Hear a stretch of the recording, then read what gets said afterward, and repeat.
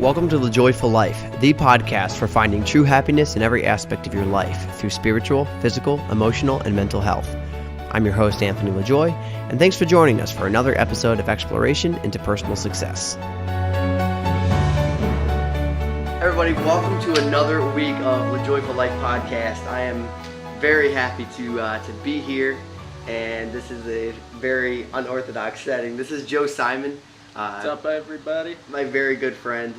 He's a veteran and now entrepreneur, so he's got a lot to tell you about. Indeed, and I hope I don't fall in the pool here. This is neat. That's all right. A little water never hurt anybody. Go zero gravity. Cheers. Yeah.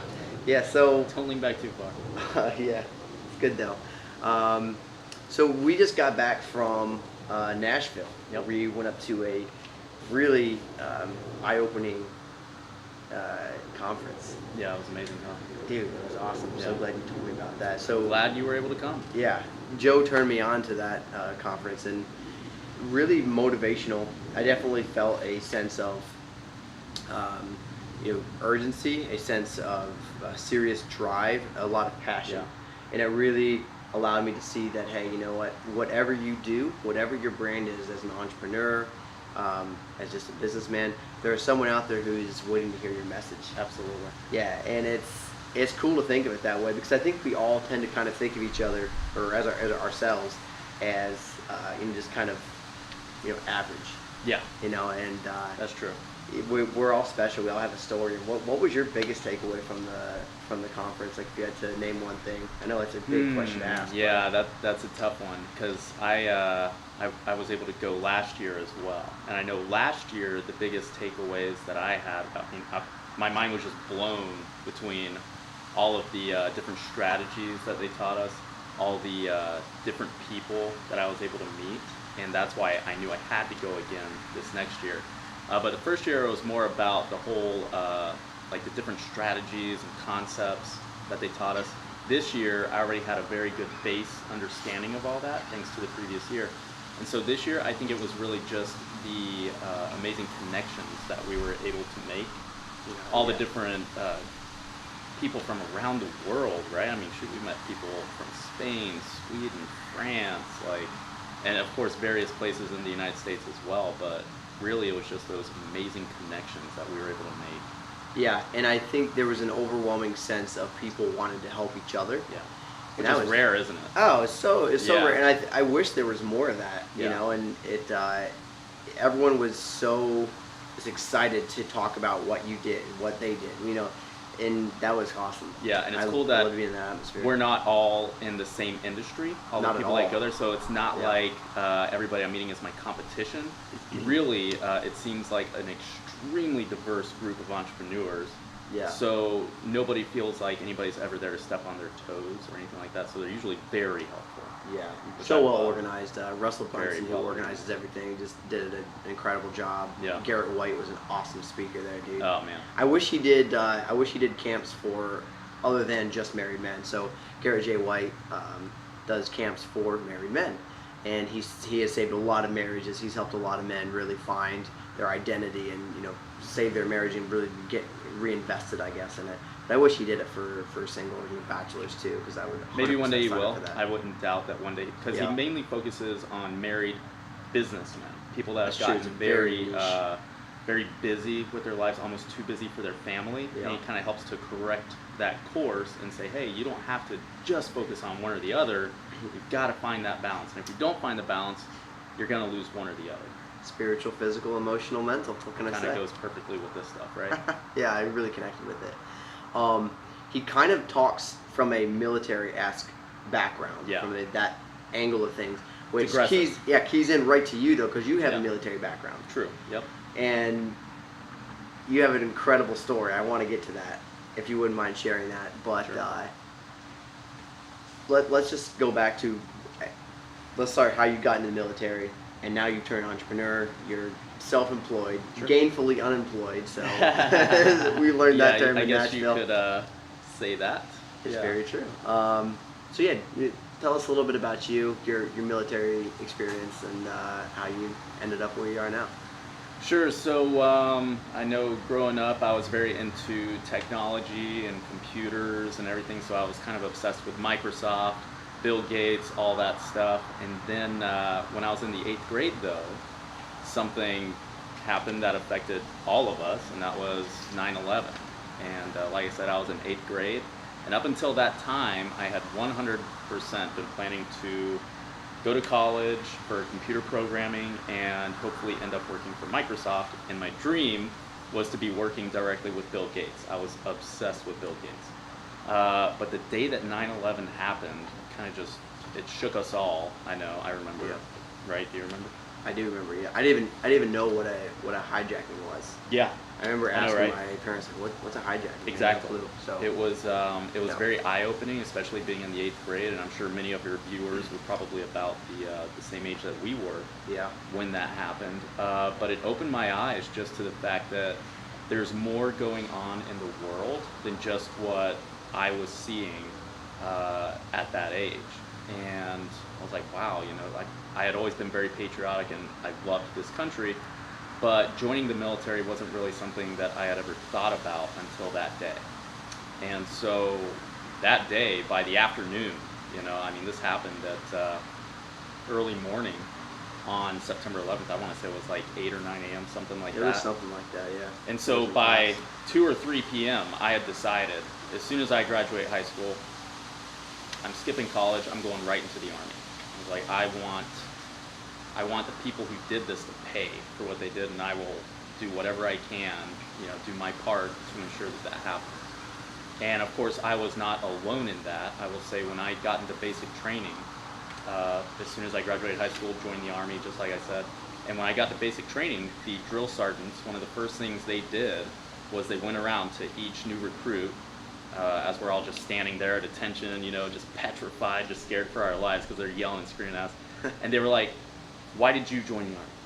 Why did you join the Army? Why did you join the Army? They went just down the line, and there were about 50 of us in this platoon.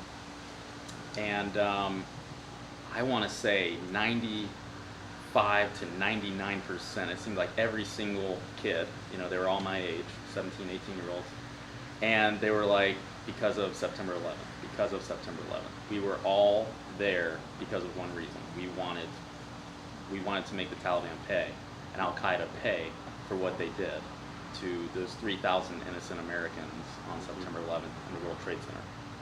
So that's why I joined the Army, and that's why I believe many people that I was in the Army with had joined. And of course now it's a different generation of people joining the Army, and many of them, I actually saw one, he's like the youngest guy in the military right now. He wasn't even, let's see, what was it? You may not have even been born. He was right? born, honestly, I forget exactly what it was, but the recruits these days, like, they weren't really old enough to even remember 9/11, basically. Like, Yeah. remember it happening. They're signing up now, and they're signing up due to history. Due to history, Isn't it- or it's just due interesting. to other personal convictions. Just like when I joined, yeah, it was because of 9/11, Right. but it was also due to a personal conviction that I felt like I needed to do my part for this country and to defend it any way that I possibly could. Right. That's it's powerful stuff, and I appreciate your service. I My know- pleasure. yeah, Best we're- country in the world. God bless America. Right. Amen. We kind of mentioned before, I think, because we have a lot of conversations, and outside of podcasting, he and I are friends as well. So, absolutely. we talk a lot about We're besties. entrepreneuring and all of that, but we also get into world affairs and that. And All the time. I've talked before on previous podcasts how it is very important to stay in tune to what's happening in the world. You have to have an opinion. And honestly, and I'm telling this to everybody out there, I don't care if I agree with you or not. I don't care if you agree with me on worldviews. I want you to have an opinion, right? Absolutely. And I don't want to get political with this podcast. That's not what it's about. But I urge everybody to be educated, one way or other. Be educated on it. Anyway, leads me to the next subject of, we talk about a lot of stuff. And one thing that we kind of identified is that there's nothing like a national tragedy to bring everyone together. And right now is a time of a lot of people hating each other and disliking each other for what they said or what they wear or what they talk about. And it's sad. I wish we could, kind of talk through that instead of just hating on each other. But 9/11 was a time that brought a lot of kids together, Yeah. a lot of adults as well. But Democrats, Republicans, Yeah. liberals, we were all Americans that day, just Americans. And there's a cool story about when Ronald Reagan was his assassination attempt when he went to the hospital. He always had a sense of humor, right? So he said to the doctor, "Hey, I hope you're Republican," or something like that. And I love the doctor's response. He said, "No, Mr. President, but today we're all Americans." Absolutely. I thought that's awesome. Yeah. Like, Absolutely. it's good stuff. All right, but anyway, you're a Purple Heart recipient. Yep. So you didn't just sign up, you went into it. hmm Tell us about that day, that mission. Yeah. So I was in the infantry. I was in 11 Bravo with 117 Infantry. We were stationed out of Fort Lewis, Washington. And I knew when I joined the Army, I wanted to do what I saw in the movies, the glorious part of it, actually being in the war. I didn't want to be behind a desk. No offense to anybody that joins anything other than combat arms, which is infantry, Rangers, Special Forces, those are combat arms. If you're say something like a fuel delivery specialist or a water purification specialist, you're not considered combat arms. So you're most likely not going to see combat. However, of course, there are exceptions to that rule. You can be in a convoy and you get ambushed, they're all gonna return fire. But I knew I wanted to be in the infantry when I joined the Army, so that I could actually see combat. I wanted it. And so I did join the infantry. My first deployment came in, I want to say it was June or July 2009. So I had joined in 2006, June or July 2006, but didn't actually get my first deployment until about 3 years later, which was actually really incredible because we had a lot of time to train before we went to combat. A lot of people go from basic training, boom, right to the battleground. And so they're fresh, they're not usually completely trained up, unfortunately. But I was very blessed in that my unit was brand new, and it took 2 or 3 years to get it all stood up. So we deployed, and on my very first mission ever, right? We're chilling out on our forward operating base, which was Bob Frontenac, and I doubt any of your viewers will understand where that was. Maybe some have a military background or went to Afghanistan, and they'll be like, "Oh shoot, he was there's a at Bob couple, Frontenac." like John and Tyler, who know those guys. Yeah. So they might even remember Bob Frontenac, right? It was in the middle of the most intense fighting in Afghanistan in the Arghandab River Valley, right? So we're chilling out. We had just gotten there, and we're in our vehicles. Like, there weren't even tents set up yet for us to sleep in on this base. That's how new it was, right? Because the Canadians, they did have it, and then they left, and it became ours, and we were getting it all set up. Well, we're just chilling there one day, and all of a sudden we get a call on the radio that there's a suspected Taliban in this village a couple kilometers away, right? So we all get into our vehicles, my company did, and we head out to the location, the grid coordinates that we were given, right?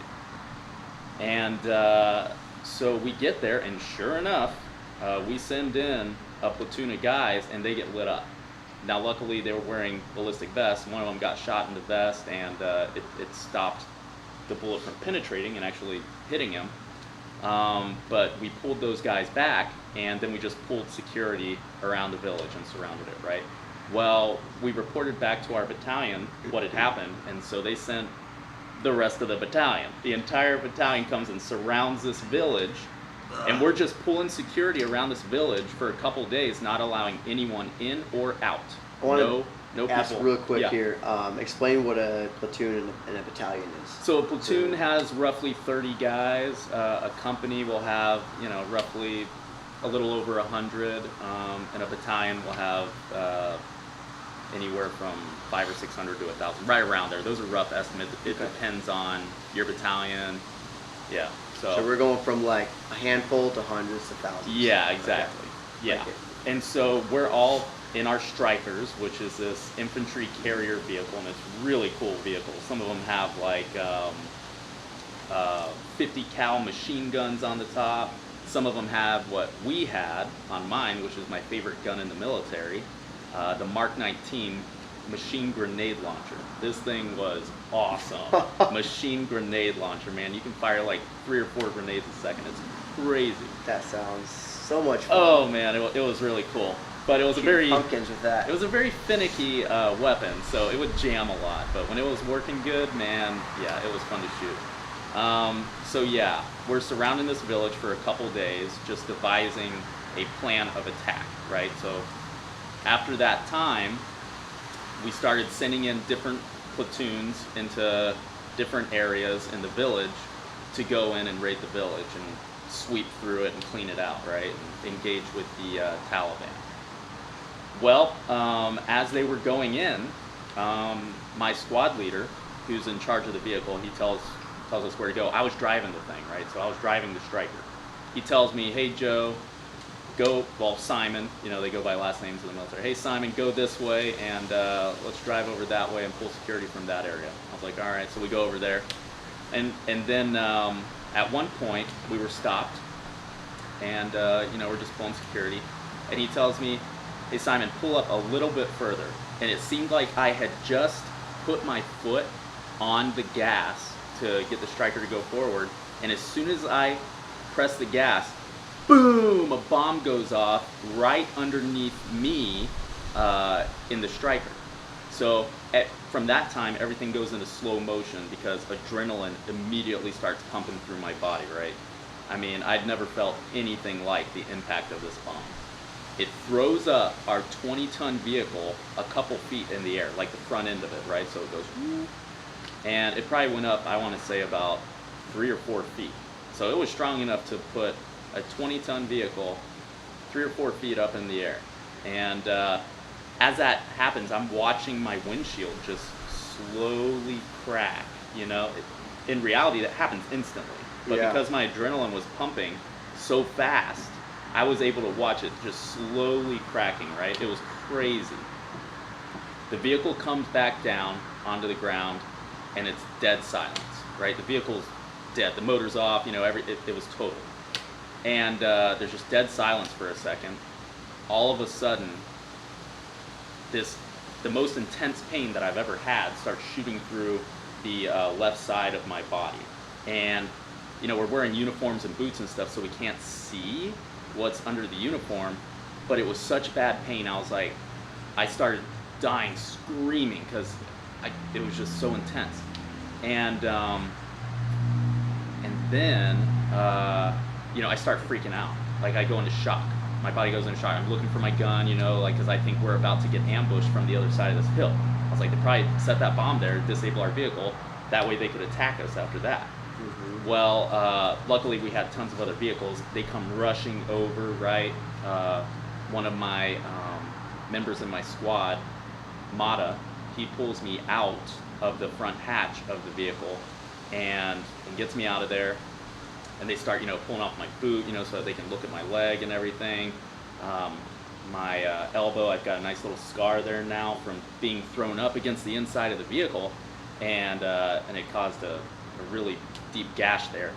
But all in all, I was very blessed that none of the shrapnel was able to penetrate the under armor of the vehicle, because it had regular armor on it, but then on top of that it had an additional plate that was about an inch thick of solid metal. I want to say it was probably steel, solid steel, so nothing was getting through that. It would have had to have been a way bigger bomb for it to actually penetrate, thank God. So it was mainly just the impact of the bomb itself that caused the damage to me. So they pull me out, they start applying first aid, all that stuff. They call a Black Hawk helicopter to come and take me to the Kandahar Air Force Base Hospital, right? So I was actually one of the first medevacs of my entire battalion. not really something to brag about, I would say. But I was the first. They were giving me morphine and stuff, so it took away the pain and all that stuff, thank God. But yeah, so that's how I got my Purple Heart. That's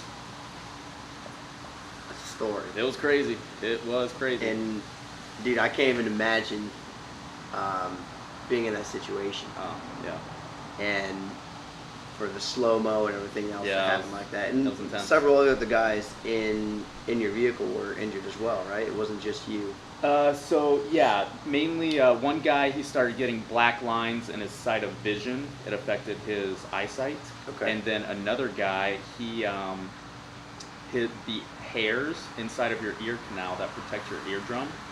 They're supposed to be standing up, and that's what protects them from all the sound, right? Yeah. Well, his permanently laid down.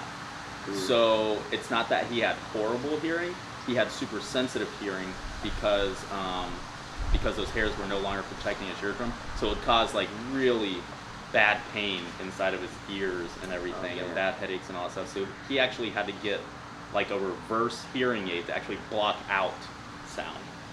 That's Yeah. crazy that hair in your ear does that. I know. I didn't even know that was a Human thing until they anatomy told is so impressive. me. It is, yeah. Yeah, It I need is. to have a doctor on the podcast and talk about like general anatomy. That'd be a good one. Yeah, Oh, yeah. that'd be awesome. Well, no, dude, thank you so much for your service. I mean, that's My pleasure. It doesn't matter how long or how little you were there. The fact is, you went over, you served our country. Yep. You That's know how what? I feel. And- But I do want to say, I was out of commission for a month. I was on crutches, but then after that, I went back into the fight. And then, of course, my very first mission back, we get ambushed. And so I actually became known as kind of being a little bit of bad luck. If they didn't want to get ambushed, they would kind of just leave me behind, you know. But yeah, so I was there. I actually did 2 tours altogether, almost 2 years of being in Afghanistan in the infantry. That's awesome, man. Good for you. Appreciate you. Yeah. Let's move on to something that I think you hear a lot of veterans are dealing with this issue right now, right? They get out of the military, Mhm. and then they kind of face this struggle. Like, what do I do now? You know, Yeah. they don't have a job, or maybe they get a job, but they're dealing with some issues and you lose the job or what have you. So there's a lot of situations, and you've been invited to speak on a summit Mhm. Yep. for veterans, talking about some ideas and ways they can get into And I business believe for you were themselves. invited to that summit as well, Mr. LaJoy. I was invited. We were invited. We were invited So we're- separately, but So we're invited. looking forward to that. It's gonna be awesome. We'll keep you posted on what's happening Yeah, it's there. gonna be But great. yeah, what a great cause too. Run by veterans, and You should tell him the premise of that. yeah. So we So met that's a veteran also in Nashville, and he's doing a movement to help veterans getting out of the military and find ways that they can get into business for themselves and that Right. sort of thing. And he knows what a struggle has been for him, and now he himself is an entrepreneur, and so he is thrilled to meet Joe as well. But he's having a summit, which is kind of like an interview thing. So he's going to be interviewing multiple different people, but it'll be online. It'll be so you can check it out once it's up. But he wants to speak to veterans about ideas, ways they can get into business for themselves, Yeah. job opportunities that are available, Yeah. struggles that he found or that he encountered and got past. And so Joe and I are going to be able to speak a little bit to that. Joe, you're going to be able to talk about your company. Yep. I'm just going to give him some input as far as, hey, I know this is a tough time for you, but here's some tips. Sort of like a for folks. motivating. Yeah, I'm going to be more of like that motivational side, which I really am not trying to do that with this particular brand, but it's helping people, and it's helping our military, man. And I'm Yeah. such a huge proponent of our military. God bless them, Absolutely. every one of them. And so yeah, I'm excited to kind of share my message of spiritual, physical, emotional, mental health. I think that's something that a lot of soldiers can use. Absolutely. Maybe they don't think about it. So, but yeah, we'll keep you posted as that happens. But let's talk about your company a little bit. Sure. So Unwind Media. Yep. give us a brief overview, kind of what you do with that, and then I want to talk a little bit about how you got into it. Sure. You can talk about your background in mortgages if you'd like. Sure. Yeah, absolutely. Just give everybody It's a part little of bit the of story. idea. Yeah, military into businessman now. It's a great story. Yeah, so Unwind Media is a social media advertising agency that I started late 2018. I've been involved with social media advertising for probably 2 to 3 years now, so it's not a new thing for me, and it's been the primary focus for me with where I came from, which was that mortgage company, Heckman Mortgage. Best mortgage company in Tampa Bay, by the way. Best mortgage company on the planet. Yep. Actually use them to buy my home, and Yeah. they're phenomenal. No, they they're really awesome. are. And They're I great learned, people. honestly, I would say most of the sales techniques that I utilize today, I was taught by Heckman Mortgage and Brian Heckman specifically. He was kind of like a mentor for me, like a business mentor, not just a boss and a friend. So, Yeah, he's a great guy. Yeah, he really is. Big fan of Brian. Yeah, me too. So from your mortgages, you started your Unwind social media. You help people with their advertisement. Joe's actually helping me with the Joyful Life advertisements as there. well. So yeah, any Facebook ads you'll be seeing is put on by this guy. So And I can do it for you too. yeah, but we'll get your contact information at the end of the Yeah, podcast. And absolutely. if you have a business, really any business, you've been working with real estate companies, mortgage companies. Various, yeah, completely various realtor organizations, possibly soon some law firms. So it can be pretty much any company because basically every company these days have to be on social media in order to stay in front of their potential clients, customers. Yeah. So I can really do it for any company, honestly. Yeah. So what's the premise of your company? How you help people? How you help companies? You're kind of like a go in and take care of it all for them. Yeah, it Peace of mind, depends. really. It can be as simple as just creating daily posts for people or doing the things that actually benefit my clients inside of social media, which is designing targeted advertising campaigns, creating an audience inside of your ads manager, things like that, targeting potential customers, people who've never heard of you, people who haven't liked your page, etc., and getting them to go from social media to actually becoming a client. That's what I specialize in. Yeah. It's quite complicated, which is why I'm having. It is very complicated. That's why I'm having you do it for me because. Yeah. Um, And they don't teach it in college. They don't teach it don't really anywhere. Yeah. When I started the podcast, I said I'm going to do my own editing. I'm going to do my own recording. I'm going to figure it all out, all this stuff. So it's very cut and dry there. But when it comes to the advertising piece, maybe I'll learn it one day. But I'm just going to pass it Yeah, off to absolutely. I mean, professional. my opinion is it's just like anything else.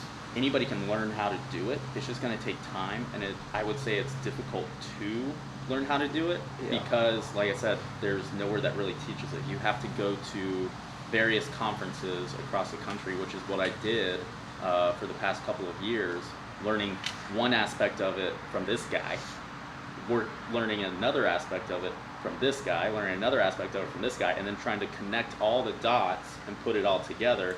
It's not easy.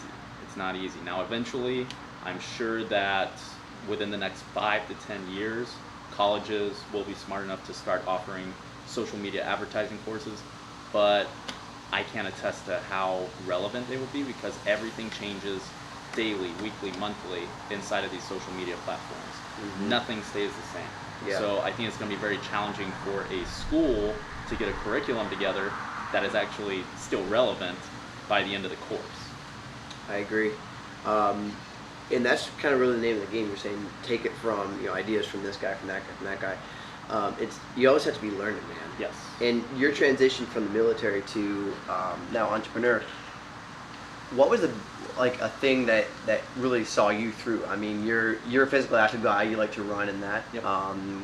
You're more of a runner than I am, Mhm. but you also read a lot. You listen to podcasts. You listen to the radio. You're always learning. You're always talking to people. Yeah. And I've got to think, without being there, I've got to think that was helpful when getting out of the military, coming from, a war zone, and kind of getting back into society. You kind of probably had to make a choice to say, hey, I'm going to, um, you know, talk to people. I'm going to initiate myself back into society, and I'm just going to go for it. I'm not going to be afraid of that. Can you kind of expand on that a little bit? Yeah, I will. Basically, when I got out of the Army, of course, they offer you the GI Bill, which is a phenomenal gift that the government gives to us. That's something that we earn. It's a benefit we earn, and that's basically free college if we choose to use it. So when I got out of the Army, I was still in Seattle, and I had a friend, Mario Zink, who's in the banking industry, and he was able to get me a job at Chase Bank, which is something, I thought would be great, at least for the time being. So I got into banking a little bit, and then after, 6 or 8 months, no, it was closer to a year of being there, I decided, you know what, it's time for me to move home to Florida, to be around my family again. I'm very blessed to have a great family, so I wanted to be around them again and get to know them again after being gone darn near a decade away from them. That's insane. You're in what, for like 7 years? I was in for 7 years, and I stayed in Seattle for almost another year on top of that. So I was away from them for about 8 years. Yeah, that's insane. So I was like, time to get around them again. And what really got me through it? Well, obviously God, number one. I was able to rely on my faith. I was raised Christian, and I'm non-denominational. And so, I had a great church in Seattle that I would go to as well. Phenomenal pastor there. It was called Life Center, if anybody's in Seattle and you're wanting to check it out. And then, of course, like you mentioned, I do enjoy working out. That's probably one of the best outlets for any negative energy, any stress that I would ever have. I could just go for a run. Yep. And I don't know, man, like I could have so many questions, like, should I go down this path or that path? Even when I was deciding to move to Florida, I was like, should I go or should I stay here? I literally went for a run, and by the, 3/4 of the way through that run, I probably went like 6 or 7 miles or so, and by the end, I knew that I should move to Florida. Like, I don't know what it is about it, but it creates a clarity inside your mind after taking away all that negative energy. Yeah. And it just kind of reveals the answer to you. And at least that's how it's always worked for me. Anytime I've had a stressful situation or lots of questions, I can just go for a run and get rid of that negative energy and help get myself on the path that I should be going. Right. Yeah, I think it's different for everybody for sure. Yeah. And that's kind of, what I talk about, which physical fitness is different for folks. Some people want to go in and get super big, and then other people, want to run and that, and they're both good. You need to find your happy medium. Is very important, I think, to always be learning, always be trying to make the best decision. Always make the next right choice. Yeah. Right. I think it's kind of a key to success, really. And running always has helped me to do that. Yeah, like you said, remove the noise. Yeah. To say what is important to me, what is not. Can I do without this? Can I, Yeah. If you can't do without it, then incorporate it into your life. And if you can do without it, then get rid of it. Exactly. The extra baggage. And that kind of goes along with, I think I had started to talk about it a little bit a second ago, the fact that the military gives you the GI Bill, for college. Well, after first getting out, I started college because I figured, okay, this is the route I need to go on. I want to be in sales, I want to do this, I need to go to college. Well, after starting college, I was also able to start at a mortgage company, Tycoon Mortgage, and I quickly learned within about 3 to 6 months that I wasn't actually going to learn anything useful inside college for sales that I couldn't learn in the real world. So I felt like I was kind of wasting my time in school. So after about 6 to 9 months of it, I was like, I'm done. I'm done with school. All it was doing was adding more stress to me because I was working a full-time job and I was going to school full-time as well. So between those two, I was like, well, I'm not going to quit my job. I was like, one thing's got to go, and I'm actually learning a ton from this job. So I'm just going to be a student of the game of life. Yep. And learn these skills in real life. And thanks to that, I personally did not need to go to school. I believe that without the GI Bill, college is almost kind of a scam these days, depending on what you're doing. If you're going to be a doctor, a lawyer, something along those lines, you have to go to school. See, that's very specialized training. Yeah, you have to get those certifications and things like that.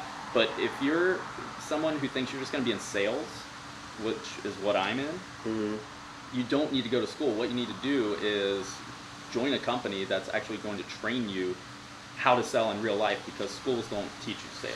Yeah, they teach you, and they also don't teach you how to be an entrepreneur. Oh, they have classes like Entrepreneurship 101. Guess what? You're not going to be Steve Jobs or Bill Gates after going to that course, True. Or Joseph Simone. There it is. So I was like, you know what? I just need to be a student of the game, and I paid attention to how my boss and my mentor did it, and thanks to that, I have not needed school. That's impressive, and it's it's one of the things that you can do in modern society, in modern America now. Yeah. You hear a lot of businessmen being like, "Hey, there's no excuse. Yeah. If you don't like your job, there's no excuse for you to stay in it. There are like your so job, many opportunities. Start a company. It's true, and you know what? I gotta say, it sounds hard until you do it. Yes. I was petrified. Yeah. But it's really not that hard. You start asking around, you start Googling it. I heard that recently. A guy said, dude, in modern day, like I was watching a live video, and someone messaged him and said, he mentioned a book. And said, hey, where can I find that book? And he goes, are you kidding me? Google it. Google it. He goes, you're on a live video. Google it. Yeah, no kidding. He's like, you clearly know how to tune into a live session. Yeah. Google it. I'm not going to tell you where. Exactly. He goes like, I have a shirt that says Google it, and I'm going to start wearing it. It's really the truest thing in the world, man. It really is. Yep.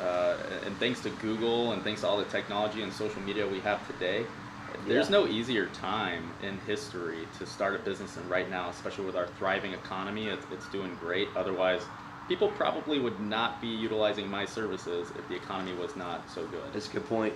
Yeah. It's kind of There's a definitely, luxury. but you need to be smart and take advantage of wherever that economy is, right? When the economy is, taking a hit, then you gotta adjust. Yeah, so at that point, that's why it's important to save. When the economy takes a hit, you buy real estate. Yes. Right. Absolutely. Yeah. So there's situations in every day and age. Yeah. But yeah, man, I think this is so true. But we're kind of getting to time now, so let's cut it off there. We'll have to have you back on. I want you to share a little bit of your experience with learning about taxes, and you've written a book for hopefully you're trying to teach kind of that young millennial, even younger than that, than high school, and then just appreciation for money, save your money.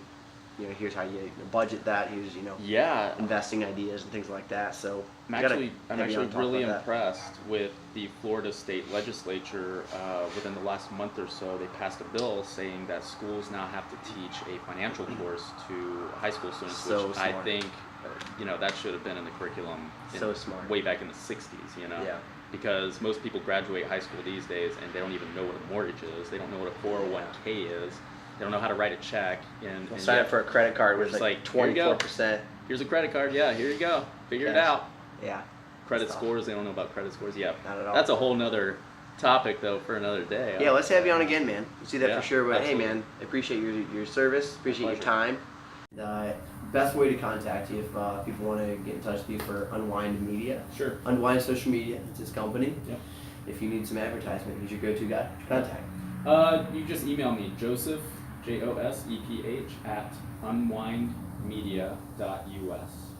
Unwind, like unwind it, folks. Relax. Exactly. Like you relax and unwind. Have a glass of wine. You'll take care of your media. Yeah, absolutely. There it is.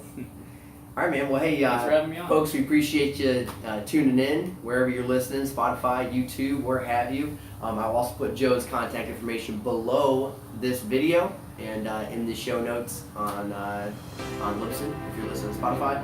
But thanks so much for tuning in to another week of Joyful Life. It is good to be back after being up in Nashville, being back here. And until next time, stay happy, stay humble, stay joyful.